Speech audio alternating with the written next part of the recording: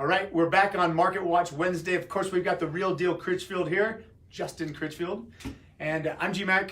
I'm here to talk a little bit about something that's been affecting me while I'm out there showing homes and working with people that are interested in selling their homes. How does the person that's selling their home, how do they narrow the gap when they're trying to find and buy a house? Where is that disconnect?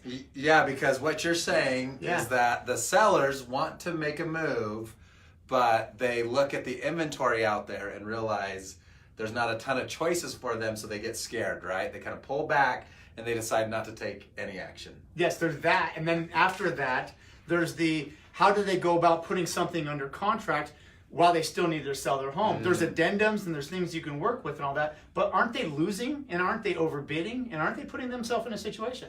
Yeah, so first thing first, we do have some options to solve the lack of inventory crisis by finding you the home in the neighborhood, the area that you want, off-market homes. We can get into that another time. But for today, yes, every seller that I usually talk to, I go through their options and they always want to find the home first, make an offer on it, and then put their home up for sale. But that's a big no-no. Right? Because what ends up happening is when it's a good home, you're not the only one that realizes it's a good home. So does like 10 other buyers. And so there usually is 2 or 3 offers on the table to that seller. And they're obviously going to choose an offer with somebody who does not have a home that they need to sell.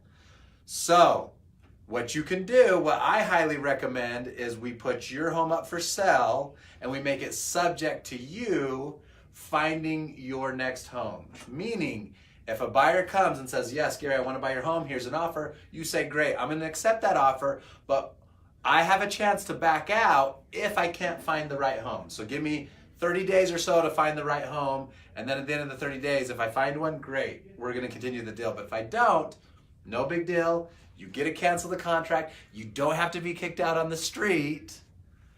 And we can extend that contract more than likely with the buyer or start the process over again. We just did this on our home in Ogden that we just put under contract. There was a obviously an experienced listing agent on the other end, but he came right at me and suggested that we do that because that's what his clients need to do is still go find a home. Yeah, absolutely. And it 99% of the time it actually works. I've done this dozens of times with sellers that needed to sell and buy, and the reality is I don't think I've ever not had a seller find that next home within 30 days. I mean, the confidence they have, because they can already kind of figure with the sale that they're making, because it's under contract, what their equity is going to be. Yeah, and there's something magical about this universe that when you take action, right, stuff just kind of aligns to make things happen. Yeah. And I can think of several sellers that their criteria was pretty rough of what they needed to find, but because they took action and put their home up for sale, got it under contract, magically a week later, I mean, my average people probably only takes 10 days to find their next home. And usually we're giving them 30, 45, 60 days. But yeah, it magically pops up and they can make that transition. And the best part, my favorite part, is they can make one move. Right?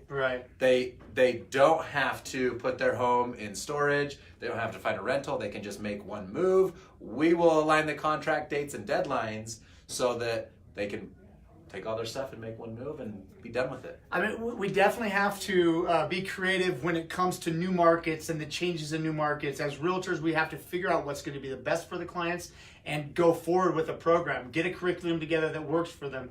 At Team Plus Realty, we found that these guys have done quite a few things. They've been through emerging markets. So if you're looking to find out more information about how to list your home properly without losing money, then go ahead and reach out to, or I am, any which way you want, or comment, Justin Critchfield. He's the guy to talk to.